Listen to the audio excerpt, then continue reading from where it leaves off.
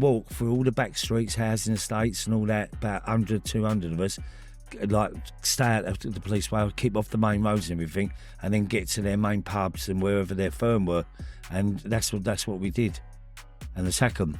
The governments were scared because it was getting more and more powerful and to control. And when you can get 100,000, say on the streets of say a cup final, and you got 100,000 fans or whatever, and if you have that many men, fighting men, like that's scary for them because that's an army.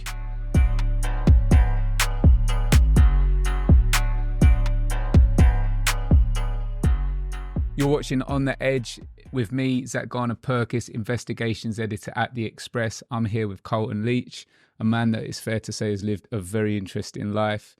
Carlton, why was it that you agreed to come on this podcast? Well, obviously you contacted me through my social media outlet, and I don't normally really do that many interviews, not in this day and age with papers and that, but because it was a Daily Express and my dad's passed away, obviously, so that was his paper. And I remember 5-6 years old, like in the old days, that a paper was a big thing for working man. You sit there, come home, and you'd have your armchair and you couldn't go near him, and he'd have his newspaper. And it was always the Daily Express. And I always seen the little knight, with the shield, the sword and all that. I go, Dad, is that like sort of like soldiers? And I was only like 5 or 6. And it always stuck in my mind, the emblem of the Daily Express, and reading it. And when I got older, I started reading the Daily Express. And I thought, you know what, if he's looking down today and sees me sitting here talking about that paper, I'd have a little smile on his face, the old boy. Yeah. So it does it's got a sentimental value to me to do something like this. And obviously, speaking to yourself on the phone, you won me over. That's what we like to hear. So let's start up. Like you grew up in the, like we say, proper East End. Yeah, born in 1959. East End Maternity Hospital, which was on the Barking Road then, which was literally about a 10-minute walk to West Ham United. So it was bred in me, and it was a working class area, Forest Gate. We lived.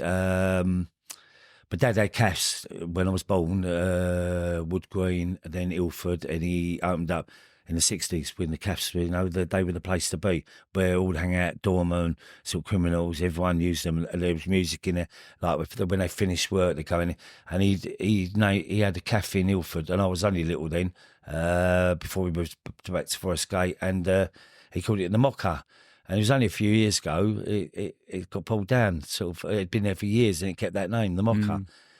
So that's another memory. But the East End was very working man, very hard, big families, lot of hand-me-downs, like, the simple things in life were the magical moments for me.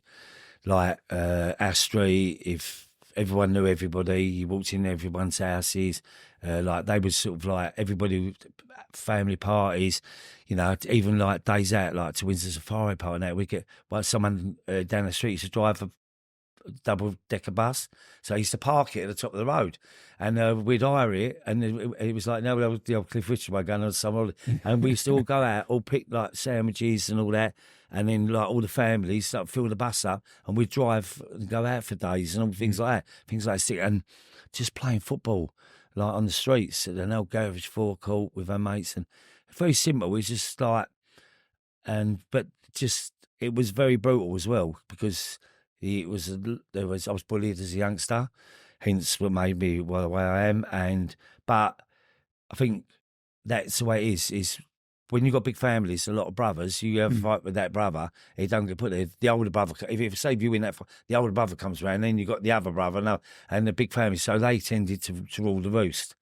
And that's the nature of the beast. But as much as I wish I'd had things that other kids had, and because we couldn't afford it, I wouldn't be who I am without my dad, you know what I mean? So he's the one that installed everything into me, you know what I mean? He was your hero. As you got older, I didn't realise until I lost him that he was the biggest hero in my life. Yeah, the most important thing, the most important man that I've ever met. And I've met the most famous people, the hardest men that walk this planet, you know, and boxers and everything. And you think they're your heroes, but, you know, he's, yeah. Yeah. And talk to me about like West Ham and like being from the East End, because I mean, people have a bit of a concept of it, but like, Well, the thing is like in them days, there was no computers, no games, no nothing. There was no electrical stuff. Like it was just, it was all the basics. You went to the park, you played football on the street and football. And I think like so many boys about in the East End, it was like that was, you know, playing for your school football team, getting in the team, and my dad taking me like on a Sunday, getting me in football teams like all over the East End and playing, watching me play football, and every Sunday morning, Saturday, like if it weren't for the school, the Sunday, and so I lived and breathed football. But my family, my mum's side, is they're all Jamaica Road, Bermondsey, and they're all Millwall. all right.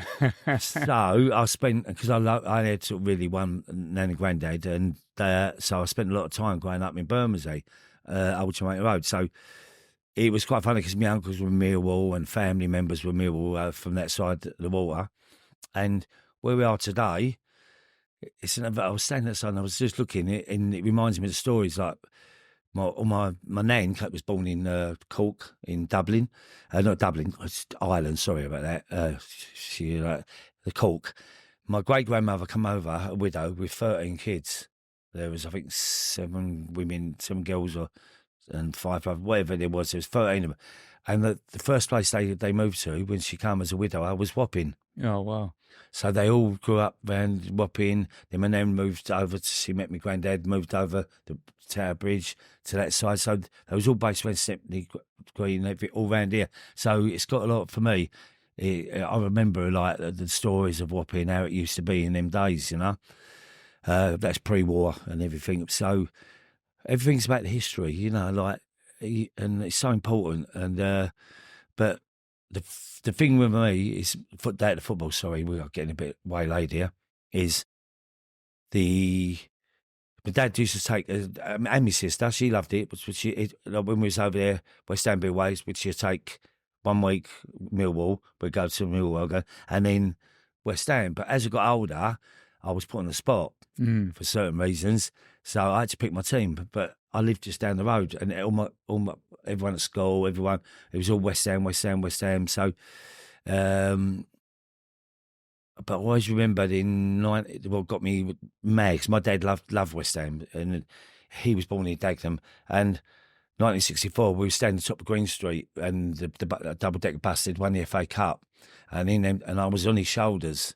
I was 5, and he had a big scarf around me neck. I had a big wooden rattle, like one like that. I was swinging it around, the Claret Blue one, and I was on his shoulders. I was going, Dad, and I see the team go past with the FA Cup, Bobby Moore holding it, and everything, and I'm thinking, wow. And then I said, Dad, I want to go football. Please take me. I want to go next year. So he, to his word, he went, yeah, you can go. And he started taking me in 1965 when I was 6 years old. And he used to take me to all the home games and everything, yeah. And then obviously in 1966, West Ham won the World Cup. And do you remember, like, so you went every week and like it was obviously in your life. Yes. And like, when did it come to a point where it was like there started being more to the football than just the football? Well, what it was is, this is touching on about what I said to you. You know, like what I said about the big families, brothers, right? And I had a younger sister. So my younger sister, I protected her. Everything, you had to fight for everything. You know, you got bullied if you didn't stand up for yourself. But a lot of children in them days did do that. It was just, it's natural. It's just things, people can't help themselves. And so I only thought, but then I looked at all the other mates and their older brothers, and I thought, I'd love to have an older brother. When you're a boy, I want an older brother to look up to. I never had one. So we had my mates from school and everything. We started going West Ham together. And then I sort of like, when I was 16, I don't know how, I started going and I got into with a crowd. We all met at West Ham. So we was all 16, 17, 18, 19. And there was a crowd of us all around Forest Gate from Stratford. And we all became mates. And then we all started meeting up, going out. And that was my family. They were the brothers I never had. And it was like, when we were together, like we laughed, we wound each other up. And this was my surrogate family. Not that disrespecting my real family, but I always wanted brothers. And we all looked at each other like brothers. We fought alongside each other, like we laughed, joking and winding each other up, as you will know what I'm like. And so that was the first thing. But the next thing came along is I live and breathe Claret Blue, West Ham. And it became like a disease. That was my drug. That's what got me up like that. And the thing is, if anyone disrespected, because I got a load of grief from being West Ham over Bermondsey. So it made me even more thinking, like, it was on West Ham, if you know what I mean. I swear, is that all right? Yeah. Sorry about that, customers. Anyway, so we got to the age where we were like, we're fighters. That's what we are. Like the British East End men. We're like, you fight. You have to, when you fight for everything from a child, and you fight literally with your fists, and it becomes, you take that with you in life. You know, if you don't fight, you get broken down and you'll get beaten. So we like that. We're that winning mentality. So, and then we started. Well, no one's going to slag our team off. You ain't going to have a go at us. Like, we're the governors. And that's how we went. And it was like, didn't go out to become horrible football hooligans and attack the general public. We wanted to fight another firm that come down the road singing another team's name, and to think they can intimidate us and beat us like that. I went, no, you ain't going to beat us. We're going to smash you. And it was like that. And do you remember when it, like, how it started? Like, do you remember a point? Because obviously you talk, like, I understand it's gradual, but was there like one game where you were like, the fighting started? I remember me and different? Kessler, we was about 14, and we was 15, about 14 I met him, and I was just like kind of a few away games on my own, and I was getting all brave. We had our scarves, we had everything in the 60s and that, and we all went, man, and we was Arsenal away, and we were like, there was about 40, 50, all youngsters, 15s, 14-year-olds, not the older lot. So we would come walking down the road, got off the tube station, and Finsbury Park, and then we're walking down towards Arsenal's ground like that. And I remember all worried, like, yeah, we're invincible, if you know what I mean.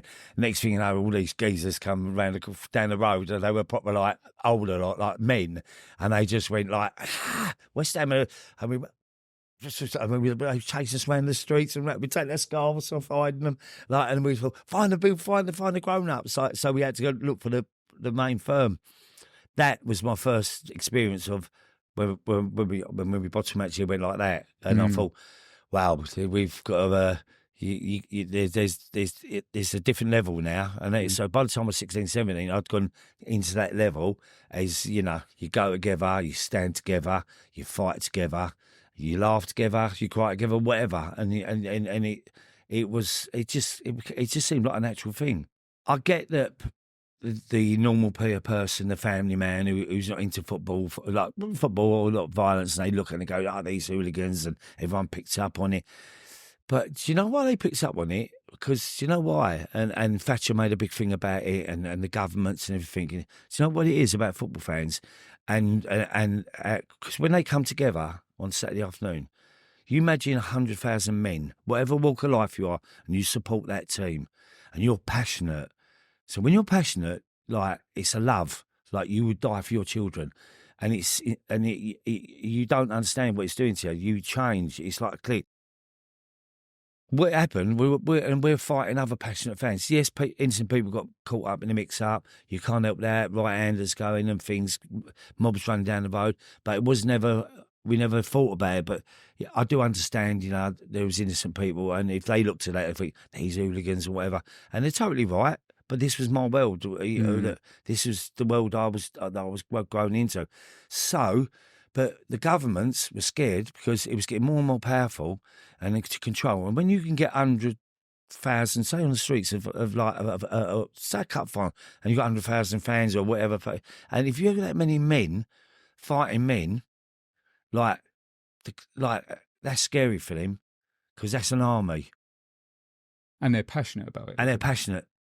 And they're the same people that go and fight in the wars Afghan, Iraq. See them people with them boys, and if you look at them, and like I've written to a lot of soldiers, ex-military, and in Helmand and all that because of the foot soldier. But what I'm saying to you is, they're all ex-football. They all support teams, and that's their passion, their first passion. That frightens governments and people that run it, like, you know, who come from a different background, you know, the upper class background, because they don't understand that violence is our currency. And then, like, with the ICF, like, do you want to explain that actually to people that don't know? Yeah, it's, you know, West Ham always remember the ICF. That's their biggest badge. But it started for me when I was a teenager. There was the Mile End, which was a group of men from, like, I say the men are older than me. Every one of them was from Mile End. There was like 30, and every one of them couldn't have a row. But they go on their own to games. They would fight others, and every one of them were like, they're all ex-boxers, big families. And then, like, Bill was about, and then the TBF, which is a Teddy Bunter firm, which I then got involved with through Bill. And with then West Ham's, I don't know what happened, but we just started getting bigger and bigger as a group. And then Purcell done this cheap travel thing, right? And we used to get specials, but we didn't go on specials because they were like the worst trains in the world. Do you know what I mean? It's like they were filth. You know, they must have dragged them out of like pre-war thing. You know, they were dirty and everything, and he was all cooped up. And we went, nah. So we started travelling. Like, we'd go in cars, we get vans, Bedford vans, and all get in the back and everything and drive it. And then we had the freedom to roam the streets wherever we were going up north. And then Purcell would come out, and they had these travel cart things, going back years, if you remember. And you go 2 adults and two children go for nothing.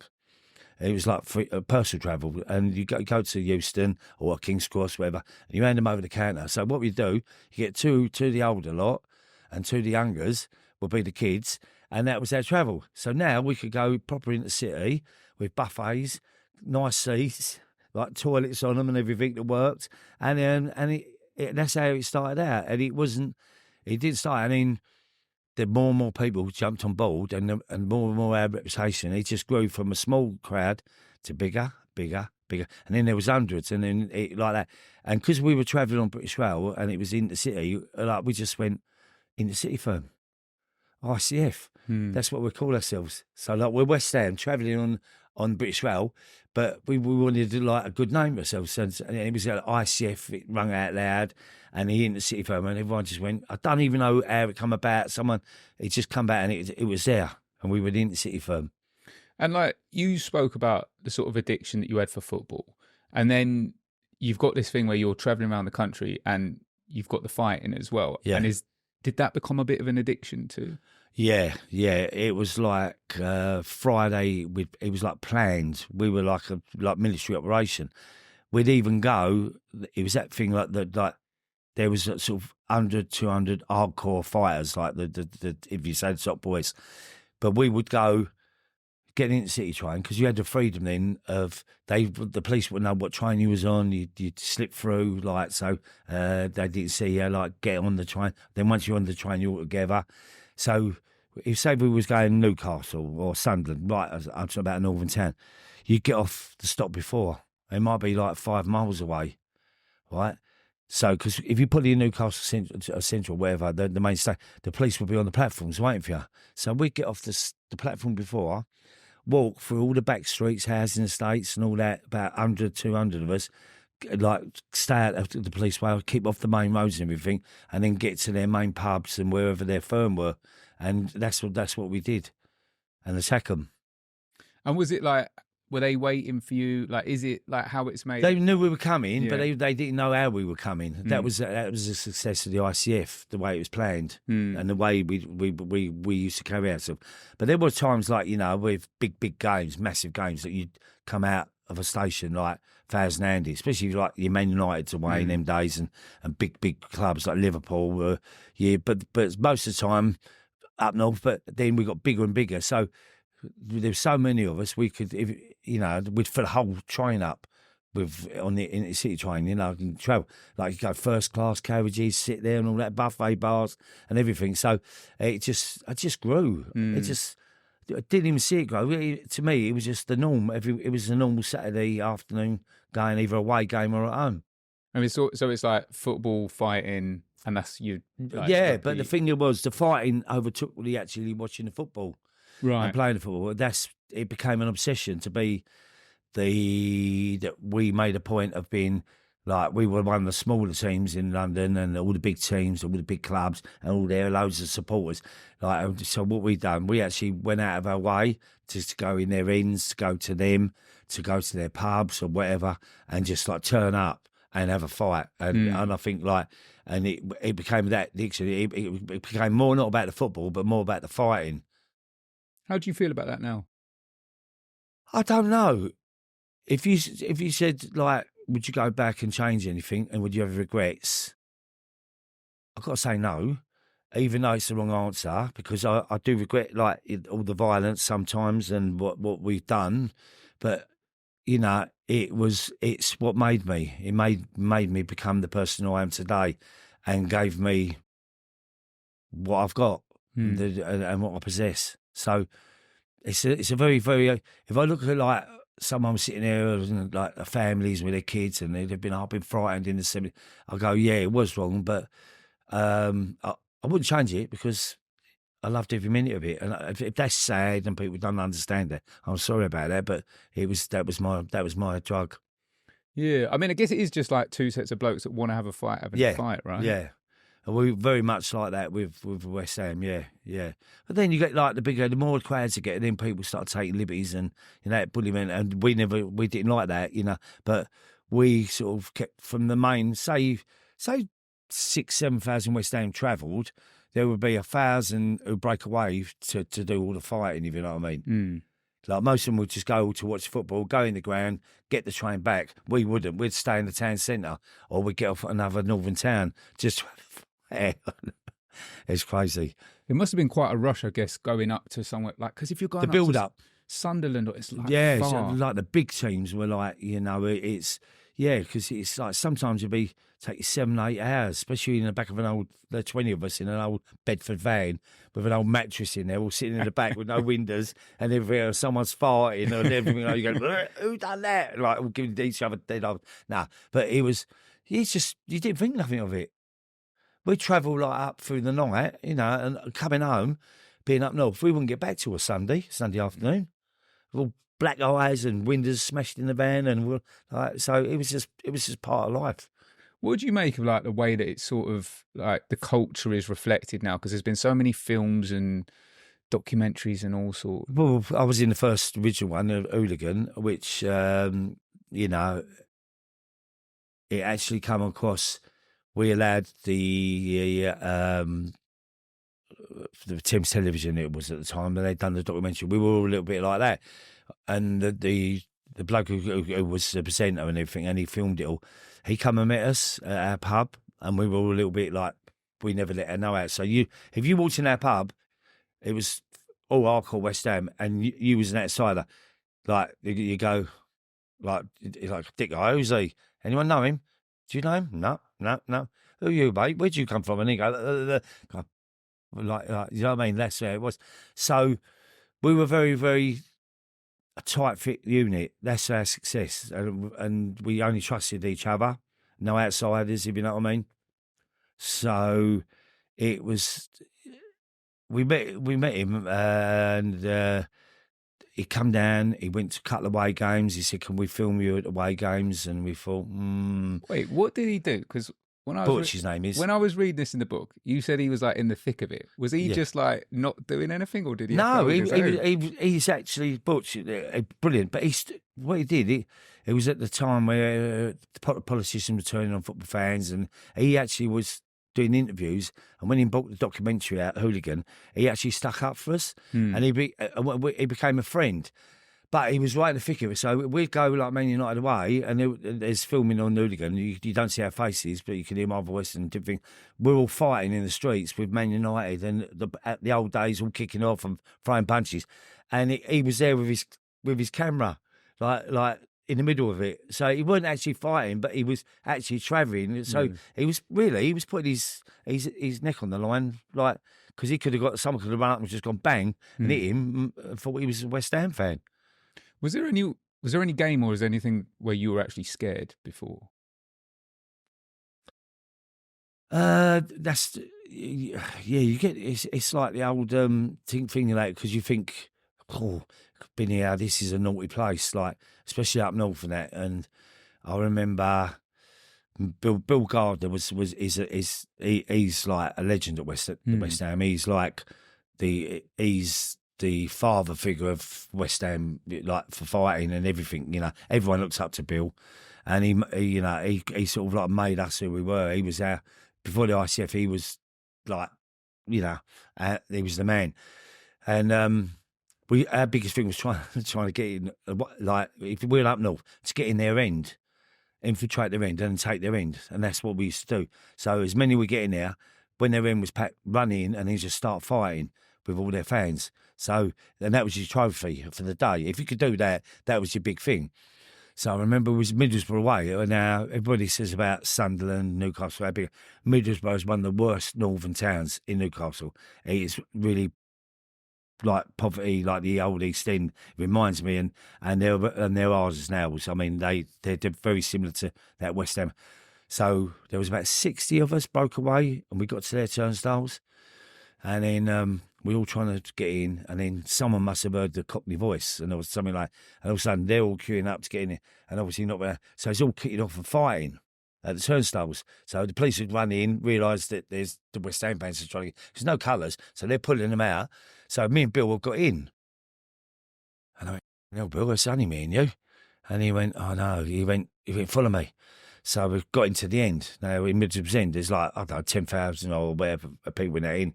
So it's getting busy and busy. And we're standing there. He's got his sort of flying jacket on. We're standing there like, I was about 17 and 18 or whatever. And I went, Bill, I said, like, what's going on? I was like, I was down to, I went, we're going to get killed. He went, no, you'll be all right. I went, just stay with me. He was always calm, Bill. So I was standing there like that, and I'm thinking, oh, they're going to suss us out in a minute. We're going to get absolutely mullered, smashed the thing. But I've like took them through Ryan, so I thought, yeah. And I'm thinking, oh, when are they going to find out when I? So I went, I see him unzipping his bomber jacket. I thought, what are you doing, Bill? He's got his West Ham scarf out in the middle of their end. Went like that, folded it over, all calm. And he went, right, here we go. He went, I'm forever blowing bubbles. Took us time, go, I'm forever blowing. And all of a sudden, I thought, wait for that right hander. But it was a big gap, like, appeared around us. And they were all looking at us like, all their firm, and it opened up this big space. And we're standing there and looking like that. And he's just like going, like, sort of saying, well, come on in. Who's gonna take me? So I've got to stay with him. And I'm going, come on in, like that. And I'm thinking, please don't hit me, but whatever. Like anyway, and he did it. And do you know what I'm saying? Is we shouldn't have walked out of there in one piece because of him and his presence. And these people just stepped back and went, what the are these two doing West Ham? They got to be a couple of psychos. You know what I mean? It's like having Ronnie and Reggie in your front room. So they went, boom, and then the police come in and grabbed us, and they took us out and like, olden days, went over the wall and walked us around the track bit, the edge bit. So as we're going out, all the West Ham fans are up the other end, and as we're going out, going, yeah, singing our names, and like that, and I thought, yeah, all right, I mean, yeah, pat me on the back, and that was like that. I mean, Bill, and I was going, oh, like that, and I was thinking, I'm alive. But yeah, so moments like that is, yeah, I was scared. Yeah. Yeah. Some experience though, right? Yeah. But it was like a scared, buzz, adrenaline thing, then brave, not brave. Like it was like, but 17, 18, you know what I mean? Yeah. But I was with the man, so I felt safe. And how long did it go through in terms of like, did you think your era was? From the age of 17 to 27 I did a full 10 years home and away, missing 2 or 3 games a season, like full on, yeah, like proper violence, and then getting up the front and being one of the main boys. You know what I mean? Yeah, for a full 10 years. That's a long time. That's a lot of games. Yeah.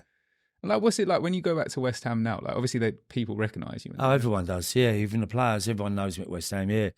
Like, it's strange. Like, the younger ones, I love the younger ones because they look up respect. So I spend a lot of time with them because they're me.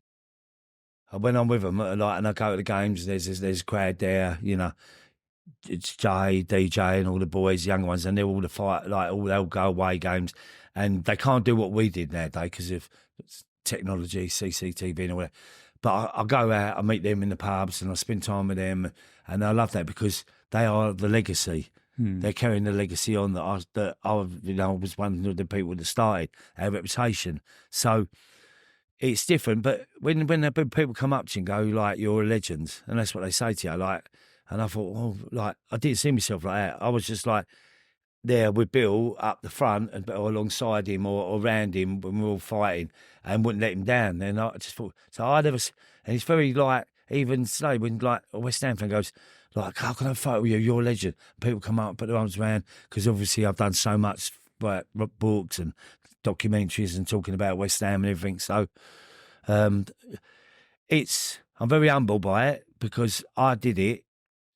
Like, to me, it was like fighting for my country. That was your family, you know. Yeah.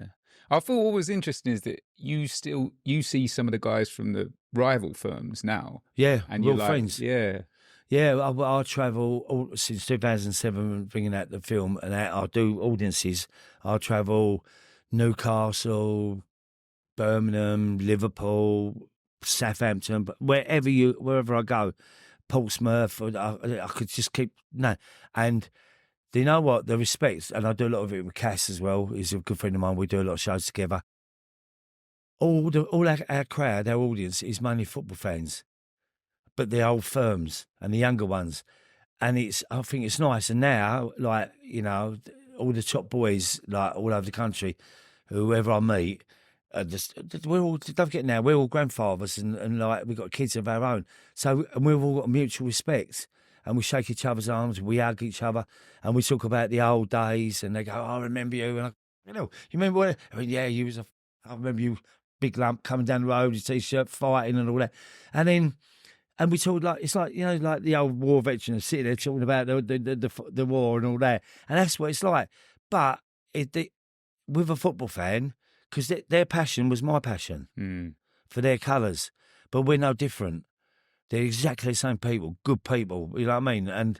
And hard men, like, and most of them have all come from a hard background, impoverished background, if you know what I mean. And that's a fight to become, and that's their way of being accepted in society, to be that special person. Yeah, because I mean, it doesn't work the same way these days, does it? Really? No, it's completely different. So football now is all commercial, about the money, you know. It's like the corporate side of it, you know, going over there and having a box, and, you know, half of them are not even football fans. It's just a day out, 3-course meal, drinking a glass of champagne or whatever. I don't know, whatever they do, but that ain't a bit of me. You got to be in there amongst it all with all your own people. Yeah. And then, like, talk me through, like, you done, like, Muscle, or like the book Muscle. Like, talk me through, like, the start of that, because you, from what you were saying, you were outside of the football stuff, you were living a pretty straight-laced life, and then things started to shift. Yeah. Well, I was like in my sort of late 20s, I started doing the door work, and so I started getting. I thought to myself, well, this is lovely. I'm getting paid now to have a fight, like, you know what I mean. So it was like a Brucey bonus, you know what I mean. And then I thought, and good money, and I thought. And I weren't like getting nicked all the time and getting like 50 quid fines here and all that. But like, it's really weird. And then it was like a process, like got into the door thing, and I realised there was good money there, you know, and I was working and everything else. So, it's. This was like as the rave scene was kicking off as well. I was doing the doors anyway, and just getting up to, and then like sort of around about 88, we was working. There was a load of us like working down the stairs in Whitechapel Road, and we was on the door there. And Colin, who sort of like organised it and everything, got us the door. His son-in-law was one of the founder members of Genesis, but started all the original Acid House. They just started doing a few raves. and it was getting they were getting so big, they needed like looking after people. So they come to us, and we put a security team together, and they was like, most of them was ICF, West Ham, and a few like faces as well. There was about 12, 13 of us. So Andy Pritchard's, if he's one of the main ones. If you look on YouTube and things, he always says about me and the boys. Where he said like, but once we were on the door, he said no one went near us. He said we were so well protected. Like he said, and I respect that, and they're lovely people. Then the reputation really come out because of the football. That's interesting. I was just going to pick up on that because it was like the football sort of fed into... The football made my reputation and gave me this fearsome sort of rep. So everyone, wherever I was, like North London, everyone knew me from the terraces. So if I was on the door, you had that respect due to the football. Do you understand? So by being a footballer, it's long term, I was benefiting from it, if you know what I mean, my reputation. So I was earning good money and wonderful money, you know what I mean? So, but the only trouble, like he said, you win not like the clubs before that, the Dickie Bows, where, you know, there weren't no drugs or nothing, people were drunk. I didn't even drink in them days, all I used to do was smoke. Go home, come home at 2 o'clock, but now we're in a different level, there's drugs involved. Didn't even know about ecstasy, you know what I mean? 29 years of age, 17 odd stone. Like, I did do steroids and everything, which, I had to come off and nearly killed myself overdoing it. But, and then there we were at this warehouse, which is the scene in the first film, and I had my first ecstasy, my first drug at 29. All I wanted to do was play football, go gym, do full contact karate. I was a fitness freak, apart from me smoking, but that's all I wanted to do. That was my adrenaline was still football and fighting. That was my drug. So I didn't need any drugs. Do you know what I mean? It still carried on. It was still in my blood system. So by the time the rave scene started and I had my first ecstasy pill, well, that was it. It was like becoming a born-again Christian. I see God. Oh, but it was multicoloured and psychedelic. But that... See, all good things come to an end. It was another thing that the government's had to destroy, stamp out, because, like, the police, and they couldn't understand how you get 8, 9, 10,000 people in a warehouse and there was no trouble. And they'd be sitting outside, like, 3 van loads, and there's 6,000 people, and they couldn't come in because they're thinking, who's going to run into a warehouse with there's 7 o'clock in the morning, and there's 7,000 people dancing. I mean, dancing. I used to walk up on stations, look down the whole place from all people kissing and cuddling and men and like whatever colour, culture. There was no barriers. It was like the old hippie days, if you know what I mean, but on a different level. But the music was amazing. It was fresh. It was brand new, acid house and all that, and it was. It's such a bucket list. I still think back, and it still makes the hairs on the back of my neck tingle to look that I was part of that. But then the trouble with that, when you got drugs, and in them days there was no alcohol, it was just water, soft drinks and it. But the ecstasy, there was no cocaine then. People would smoke a joint to chill out in the morning. Everyone was like, everyone going out at the end of the day, they would dance outside on the streets in their car, bobbing about. And I loved it. And but then the darkness came into it. The people that run the drugs, they want a part of it. Like the drug dealers coming in there. And then you get bad drugs. And then, like, as we went into sort of 90, 2-3 years later, it was they banned the public raves unless they were legal. And I was doing rain dance, which is legal rave. But it went into sort of clubs, but then you get the alcohol and everything just changed, you know what I mean? And the drugs, then people were doing cocaine. So the ease, cocaine and the alcohol, it became very dark again and violent. But I still had my team, a different team. We was running the Paradise Club, our people. Then I had Ministry Sound. I was their doorman there from 1990. They'd only been open 6 months, and like big clubs in London, I had the site.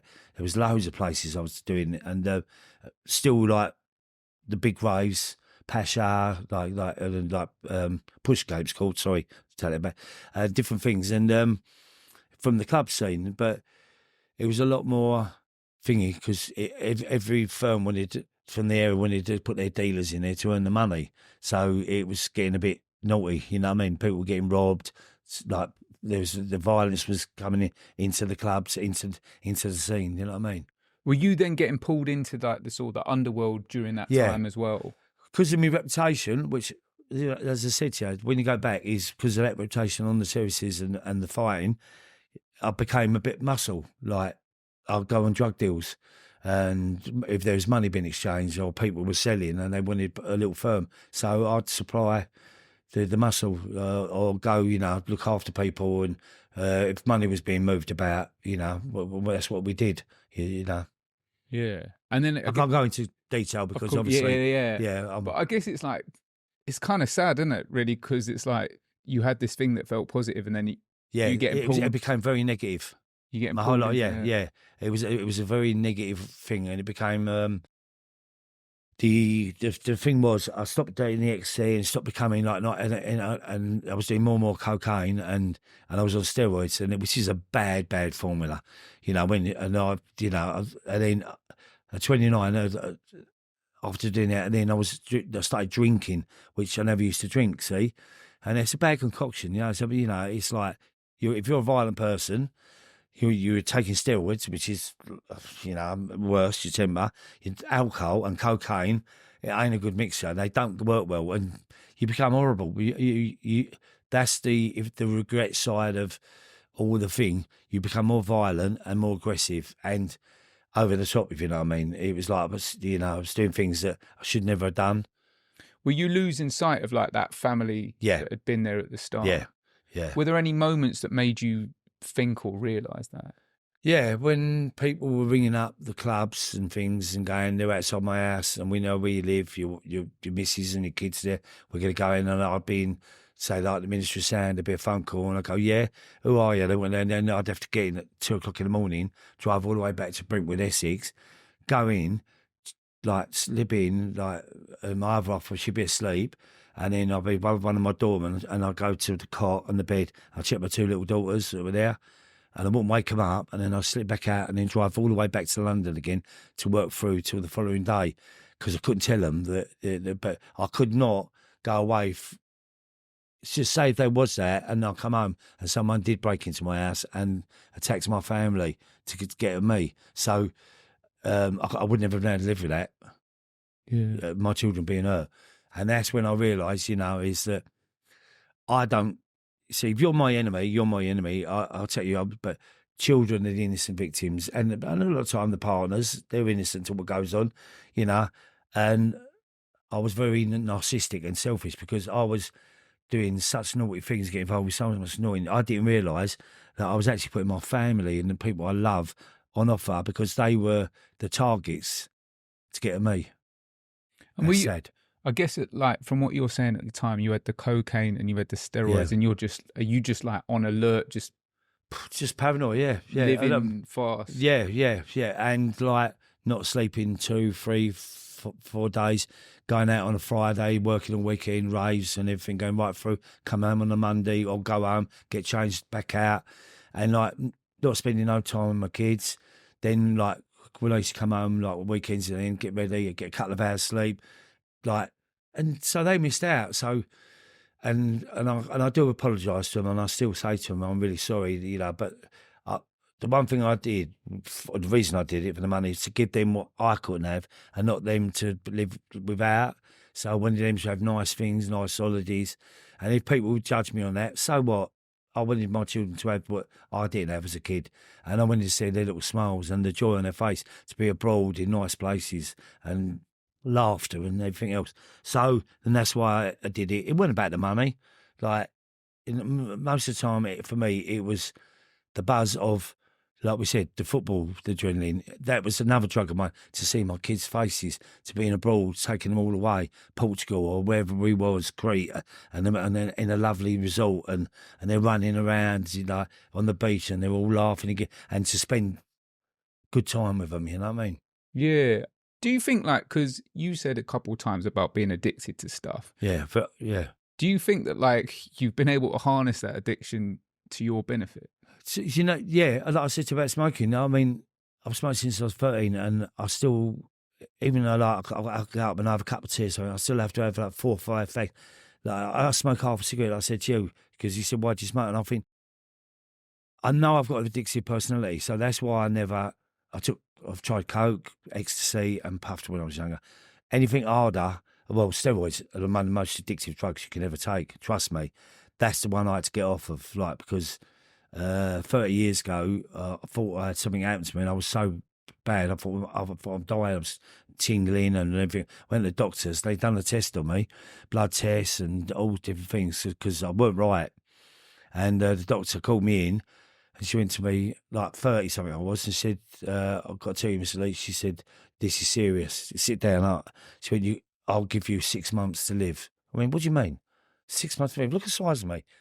I'm like massive, like I'm a lean, mean fighting machine, if you know what I mean. And she went, no, you've got a heart of a 64-year-old man. The heart's a muscle.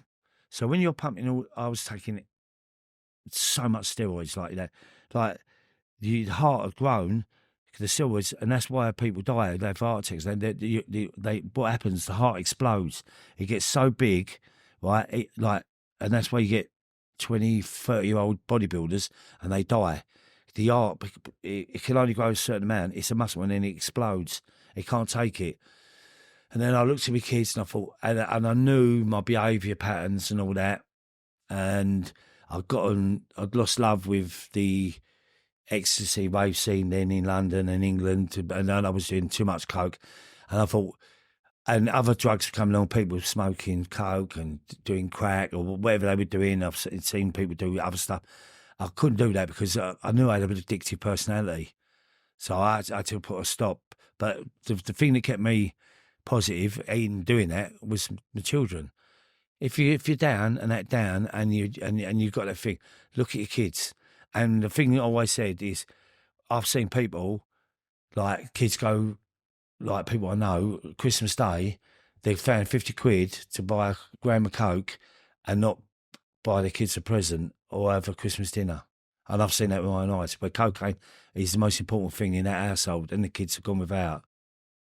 And I thought, I'm never going to be that man where my children won't have a meal, all the bills are paid and all like that. And if I've got the money and I could had the coke around me, yeah, that was my priority. They are your priority. I brought them in the world, and I've got to protect them and give them, still carry that legacy on. Just, when you talk about it getting darker and like with the drugs and everything, was there also, like, one of the things that people say is that there was a breakdown in sort of the code that like criminals used to have, that used to exist in the underworld. Did you see that breakdown? Yes, yeah, especially like now. I grew up in the East End. My dad used to sell hooky gear for the craze in the 60s. I remember like people used to come around Forest Gate, collect money off him. He wasn't part of their firm, but he worked. He used to sell like hooky gear to make money, so we get, but I've met a lot of criminals over the years, all the old school ones, when I was about 20, 21, and I was getting well known, and a lot of them took me under wing, and that was long firms them days. And then I remember getting my first house when I was 22, first kid, bought my own house, and I had a mortgage, but then I was doing working, doors, then long firms. I get a van delivered every day full of electrical gear, whatever there was, clothes, and I used to sell that on the side. And I put all that money in a tin in under the cupboard, and that was our holiday money and bits of things like that. But there was a code, you never discussed things or anything else you did for them, which you can't talk about. Like, so if you did things, you never spoke in front of their family. If you went round there, if their wife and their children were there. That's what I learned as well from them, the older East End criminals. And they had a lot of morals and principles. Their family were the most thing. You don't speak, you wait till they go, have a cup of tea, then we sit down, then they'll go out the room, the kids are there, then hand the money over, count it, everything's good, get next delivery. If you get nicked and if it goes wrong, don't tell them where it's come from. We said, well, you'll get looked after, your missus and all that. And that was the old school principles of things. And I learned, like, I picked up on things, like, because of my survival instinct, like all the old villains I met and proper some nasty people. But I learned from them their wisdom and also their wrong moves. I analysed it. And I thought, I'm going to take the best of you, the best of you, and the best of you, and best of you, and analyse it and use that in a good way, if you know what I mean. So one term that you use in the book a couple of times is the term villain, and I'm curious, like, what you mean when you say that, like what your definition of a villain or an East End villain is. Well, villain is a word. It's like it characterises the people. Like if you go football fight, you're a hooligan. They're words that see to me a villain is there's two different. It's like a term endearment, like East End villain. It's a villain is to me a hard man who's in the criminal world, but East End villain is a different. It's got a different per se, if you know what I mean. And they're people from the old school that, in the days of where you respect people's families, like we come round and you still have manners, and you respect the people, even when you visit, like, and it's and I think it's a big word, and it means a lot to me, and I heard it a lot growing up, and to me it's like an East End villain is a proper man, a hard man, a smart man, but a criminal, obviously. And I was brought up under that code, and then people taught me, like I said, I've met a lot of villains, East End villains and villains, and I picked like the best of them. I sat there, listening to some raving lunatics, well-known people who I won't mention. I've spin in the rooms with them. I've listened to them. And I thought, you know what? Picked your bit, listen to you. And I thought, hopefully I'll take the best of your knowledge, bit of your knowledge, bit of your knowledge. Listen by your mistakes, when you've made mistakes, so I don't make the mistakes. And that made me the person who I am. But I never classed myself as an East End villain because, like, I didn't. The criminal underworld didn't mean to me how it meant to them. Mine was my family, the football. But I understand now. It's all the way through that's the thing that made me become, well, because I'm from the East End, an East End villain. But but most people you criminalise. They say he's a criminal, he's gangster and all that. Gangster, that's like an American word. What's a gangster? You know what I mean? It's like Humphrey Bogart films with gangsters. I just don't get that. And people go, oh, like come up to me and go, you're a proper gangster, you. I'm not a proper gangster. I'd rather go, I'm an East End villain. I love that. Yeah, so like what I wanted to pick up on book. Yeah. Excellent. Yeah. Like it's out now. You talk about like you've been through some intense stuff with the football, like, some naughty things, yeah. like things I've done that that been so dark that I've laid there and had nightmares and thought, what's going on in my life now? Where are you, Carlton? What are you doing with these people? Why are you surrounded by them, what you're doing? I can't tell these stories, but I can't never put me in the books because you can't speak about it because, that's, to me, is grasping because, and I've got to take that to the grave. The only people who will know will be my oldest daughter, probably. I'll probably, she knows most stuff, and my kids, so. Well, what I was going to say is that you talk about that stuff, but what I thought was interesting was some of the stuff that really floored you and that we were just discussing is dementia, cancer, some of them things that like maybe you don't think about when you're in your late 20s or whatever. And to watch someone get shot or stabbed, that wouldn't bother me. To watch someone I know who I care about, or with their love or a friend, die through dementia, through Alzheimer's dementia or cancer, that's heartbreaking for me. That breaks my heart. That's what the other side comes out of me, and I didn't realise till as I got older, because the older you get, it's less weddings and more funerals, if you know what I mean. So, and the world you live in, because of the drug addiction and the violence, and I've lost so many friends and people I know have died, either drugs or shot or died through violence. You sit back and analyse it, but then there's a thing out there like cancer. People don't really talk about it. We're not open enough about it. It's one of them ones, the C word, shut the door, put it in there. We'll deal with that another day. You know what I mean? It's a horrible, nasty disease, and it's so cruel. much more cruel than someone fighting or anything else. And dementia, I didn't realise until watching my dad die of dementia how cruel that it could make an East End working class man, a proper man, from a man to go back 8 years and become a baby again. To watch that man in a cot, crib thing, in a home, 24-hour care, being fed by a beaker and wearing a nappy, and weren't speaking, like and that was my dad. And it don't matter how powerful I am, how violent, or how big my firm is, or how much money, like I was powerless.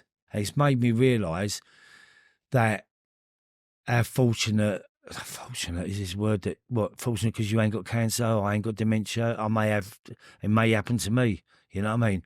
And I've said to my daughters, I went, please don't let me end up like Granddad. I said, like, let me take my life. I said, if you put something in my hand and let me do it. I said, I don't want you to remember me like I remember my dad, laying there with a nappy on, or being fed with a beaker, or in bed with bed sores, or dying and shrinking away, like all brittle with your bones and all that. And whether like that is me being cruel or selfish, I don't care. I'd rather my kids to say to me, look, I'm disappearing. I'm going. You ain't gonna see me no more. Like that. Say my goodbyes. Unless remember me this carcass that I've got. It's yeah.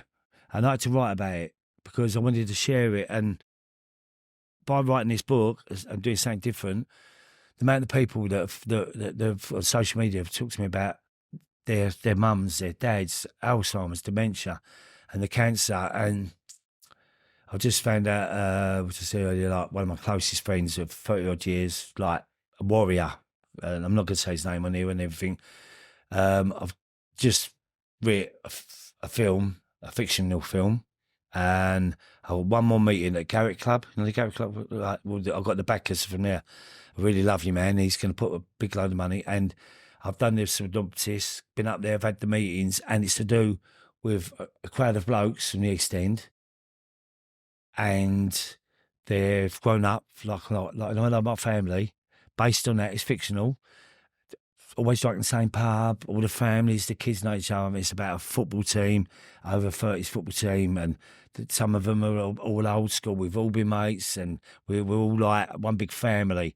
That this is that's surrogate from the terrace days, and it's not about football vibes. And then like we run this football team and all that, and one of our best friends, which is going to be named after my mate who's dying, because it's in thingy of him, and he's the most lovable person. This is what I'm saying to you. Bad people who deserve it, don't get it, and then the most lovable, kindest man, like that everyone loves. That no one would think like, oh, you know, if he got stabbed or I got shot or whatever, you'd expect that because of my lifestyle. This man ain't like that, and gets attacked by cancer and he's going to be killed. And then you think, like, really, that should be me, someone like me, because for like that, whatever, my penance. So I've written this thing, and I want to do it alongside the Cancer Trust, and I'm hoping that the next meeting's next week. We've got the backing. He said he wants to do it, and alongside the Cancer Trust Fund, and it's a film, a roller coaster. It's called The Last Game. It's to do with football, and it's at the crowd. They've all grown up together, all mates. There's this one man, right? He's got no brothers, sisters. What I said, we're his brothers, we're his family. He had a wife, didn't have any children. They got divorced. His mum and dad are dead. So his family was this table, and who sat around it. Do you understand what I said to you? How I grew up. So it's based on my mentality, and we win this tournament, we go abroad and everything, and 3 days we're playing in the final, and he's our forward, and he's like top goal scorer. But everyone loves him. The wives, the kids, everyone know him. He's at the parties, christenings, weddings. He's our brother. Like literally, don't look at him other than a brother. And we love him. Everybody loves him because he's such a nice man. Boom. Like 3 days before the final, he goes, bang. He went, I've got something to tell you. He's got cancer. And we've just like, it's like all the football team, we're all ex-military, some are football thugs, hard men, all like have a tear up, street football, and like, we were in bits. We're devastated. Like, and he tells us he's got 6 months to live. And he plays in the final. And that's his last game. And we get back to England, it's abroad, and he gets back to England and he dies. And the end of the funeral is us round the bed, and he's on the machine, and he's like, our 3 closest mates are with him, and we're holding his hand, kissing him on the head, telling him we love him. And then his eyes close, and we walk out, and all the rest of the boys are all outside in the car park, and we just walk out the hospital, and they were going like that, and it's just no words, he's gone. Cancer took him. I think it's powerful because like a lot of people know you for like Rise of Footsoldier, all of these things. But this is the real. This is the real life. Real stuff. It's not fictional stuff and made up stories. Exactly. This is something that I'm living with at the moment. It's been on my mind, and it's got to a stage where it's at a point now. Within the next month, I'm going to lose another friend and losing my dad to dementia. And I think, do you know what? We need to be more open about it. But it's a dark comedy. See the funny side of it. Like, you know, when someone says they got cancer, everyone starts going, "Oh, you're right. Yeah. Do you want a drink? Sam, mind that door. Don't bang your elbows. Are you going to be?" No, they don't want that. They want to laugh and joke. They know they're dying. Just keep taking out of them, being their mate, because that's what they live for. You're their family, and they don't want you to change towards him. That's why he never told us prior to that, he had cancer. He kept his secret because he knew that everyone would pamper him and not be the real person. Do you understand? Yeah. And that's how we've got to be in life. That comes from us rather than them. And yes. Yeah. Big time, mate. All right. We're going to have to call it, but it's been an absolute pleasure. Thank you very much, mate. And thanks for being so open and all the stories. No, and listen, I wouldn't be here if you run me over. And when we spoke, I knew the way we spoke and everything, and how we got on, and I'm so comfortable with you, and it's been an honour to be here. Thank you. Up the old Daily Express. You've been watching On the Edge with me, Zak Garner-Purkis. Big thanks to Carlton Leach. Remember to like, comment, and subscribe.